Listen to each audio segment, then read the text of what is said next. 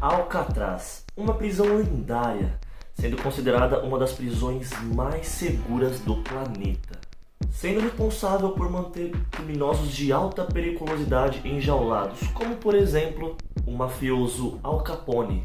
Simplesmente uma prisão dentro de uma ilha, considerada praticamente impossível de fugir, não é? Pois bem, em 1962, 3 bandidos conseguiram fugir da famosa Alcatraz. E por muito tempo, por muitos anos, ninguém teve ideia, uma dúvida sequer do paradeiro deles. Até que anos depois, uma foto veio a público e nela, 2 desses bandidos estavam presentes. E o local onde essa foto foi tirada simplesmente surpreendeu um monte de gente. Pois bem, no vídeo de hoje você vai conhecer a história de Alcatraz e a teoria de que eles vieram parar aqui no Brasil.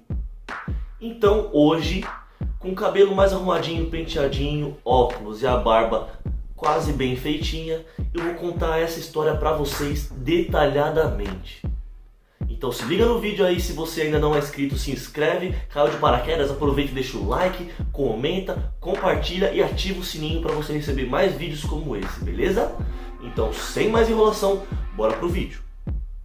Alcatraz é uma prisão que fica localizada no meio da Baía de São Francisco e é praticamente impossível alguém penetrar ou fugir dela. A prisão funcionou de 1934 até o começo da década de 60, fechando ali em 1963, após a fuga deles. Tanto a ilha como a prisão, que estão localizadas ali na Baía de São Francisco, simplesmente são lembranças de uma época em que o governo americano teve que criar uma prisão para manter os prisioneiros de alta periculosidade, para ver se eles sossegavam o facho um pouquinho. A prisão inclusive chegou a receber diversos nomes de peso, como por exemplo o Gangster, Machine Gun e o criminoso Arthur Doc Baker. Isso, claro, sem falar do mais famoso, Al Capone. O fato da prisão estar no meio da ilha e ser uma coisa assim impenetrável e uma impossível de fugir foi o que foi mexendo com o imaginário das pessoas e tornando essa prisão mais famosa. Eu acho que ela só não é mais segura que aquela prisão lá de Tremembé, né? Mas então tá, né? Pois bem, antes dela virar uma prisão famosíssima, ela serviu como base militar e farol durante quase 80 anos. E ali em meados mais ou menos de 1980, essa prisão acabou se tornando um ponto turístico. Então hoje, por exemplo, você pode ir lá visitar Alcatraz. Claro, você vai pagar, mas você pode visitar Alcatraz dentro, fora, em volta. Simplesmente assim. Hoje nós vamos conhecer Alcatraz, que está ali no fundo. Daqui a pouco nosso barco sai, a gente vai dar um rolê por lá e contar mais histórias. Eu quero, de verdade, eu tenho vontade de visitar Alcatraz para ver como é que é, para ver tudo. Eu tenho vontade, de verdade. Os fugitivos de Alcatraz. Bom, tudo começou ali em 1962, quando 4 prisioneiros de Alcatraz simplesmente decidiram fugir da cadeia em 11 de junho de 1972. E aí, no final das contas, apenas 3 conseguiram fugir, que foram os irmãos Clarence e John Anglin, e o mais famoso de todos que vocês devem conhecer, Frank Morris.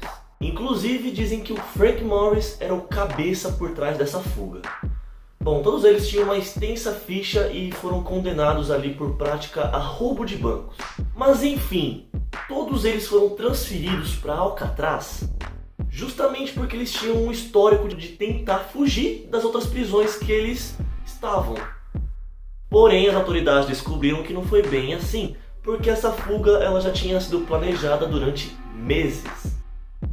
Os presos descobriram uma espécie de corredor que não era vigiado ali no bloco onde eles estavam, e então eles martelavam o concreto que já era danificado pela umidade do mar com ferramentas simples como moedas, colheres, coisas que você pudesse bater, e para que os guardas não escutassem o barulho deles trabalhando, um deles simplesmente ficava tocando sanfona enquanto eles batiam e martelavam a parede.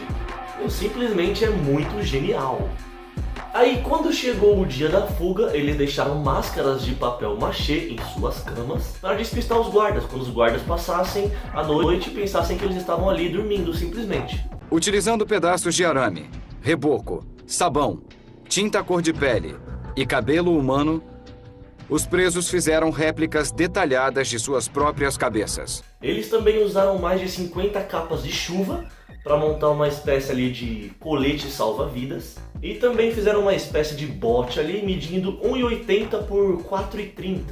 Pois bem, depois que eles saíram das suas celas e conseguiram chegar no telhado através de um poço de ventilação desmontado, eles escalaram um cano da cozinha que tinha fora do prédio ali da Alcatraz e chegaram até uma seção da praia que era um ponto cego para todos.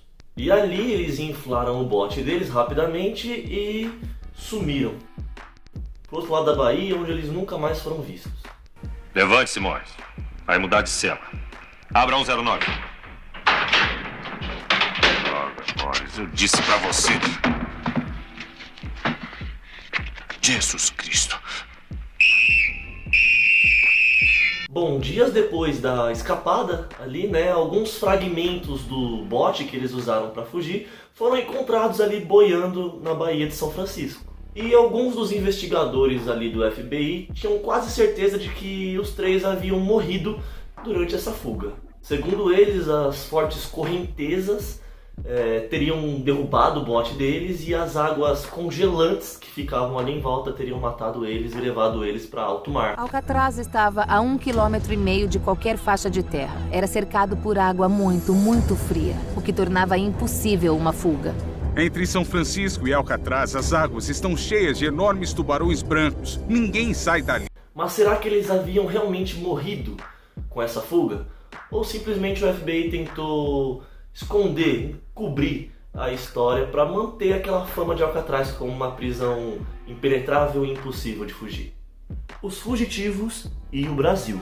Ao longo dos anos, muitas pessoas não acreditavam simplesmente naquilo que as autoridades diziam, porque simplesmente ninguém conseguia acreditar que eles haviam perdido a vida ali. Mas eles queriam acreditar que eles tinham realmente fugido. Principalmente porque depois de alguns anos começaram a aparecer dezenas de relatos e principalmente uma fotografia que supostamente confirmava que eles ainda estariam vivos e estariam aqui no Brasil. A história da fuga acabou ficando tão popular, né, que até o History Channel, anos depois da fuga, acabou fazendo um documentário tentando ligar as provas de que os fugitivos, de fato, teriam realmente fugido de Alcatraz. E o mais interessante é que a equipe do documentário foi visitar os familiares, os conhecidos, os parentes mais próximos desses fugitivos. Inclusive, a mãe dos irmãos Engel continuou recebendo diversas flores e cartões postais de Natal, de Ano Novo. Isso aumentou ainda mais a probabilidade deles estarem vivos ainda, e mandando cartões postais para suas famílias. E Ken Winder, que era um dos sobrinhos desses irmãos, conta que durante anos recebia diversas correspondências dos dois irmãos. Mas a pista mais intrigante foi essa foto aqui, tirada em 1975, mostrando ali dois homens aqui no Brasil. E o fotógrafo dessa foto afirma que os dois que aparecem na foto eram John e Clarice Englund. Inclusive o fotógrafo em questão foi Fred Friesen, que era amigo de infância dos dois irmãos. E ele conta que em uma viagem ao Rio de Janeiro em 1975, um norte-americano chegou até ele e simplesmente perguntou: "Você se lembra de mim?" E esse homem era um dos irmãos Englund. E esse homem disse que os irmãos estavam morando em um rancho e ele guardou esse segredo durante anos e contou apenas para os familiares, porque os dois irmãos queriam que os familiares soubessem que eles estavam bem. O documentário então mostra as fotos para um pesquisador forense e ele afirma realmente que se tratavam dos dois irmãos Clarice e John Englund. Muitas outras evidências continuaram aparecendo, como cartões de Natal e de Ano Novo assinado com a letra dos fugitivos. Mas apesar de todas essas provas, da foto se tratar e da pesquisa realmente se tratar deles e da testemunha ocular, que era o Fred Friesen, vamos chamar ele de Friesen. Simplesmente as provas constaram como inconclusivas. Em 2018, o Departamento da Polícia de São Francisco recebeu uma carta, e nessa carta um homem que afirma ser John Englund diz que quer fazer um acordo com o FBI e que o seu irmão e o seu parceiro haviam morrido e sido enterrados com outro nome. E nessa carta, John, que já era um idoso, ele se ofereceu para cumprir a sentença que ainda faltava da sua pena, em troca de cuidados médicos que ele precisava. Mas essa carta também foi dada como inconclusiva, ou seja, não era evidência, não era prova alguma de que era John Anglin, e simplesmente o caso voltou a ser arquivado, entre aspas, porque ele continuou aberto com uma leve pulga atrás da orelha. Mas ainda assim não acreditaram que era o John Anglin. O fato é que mesmo após anos do ocorrido, a verdade ainda não veio à tona. Mas eu quero saber de vocês o que vocês acham, se é verdade que ele ainda está aqui no Brasil, se ele se mudou para lá por tratamentos médicos, não sei, eu quero saber de vocês.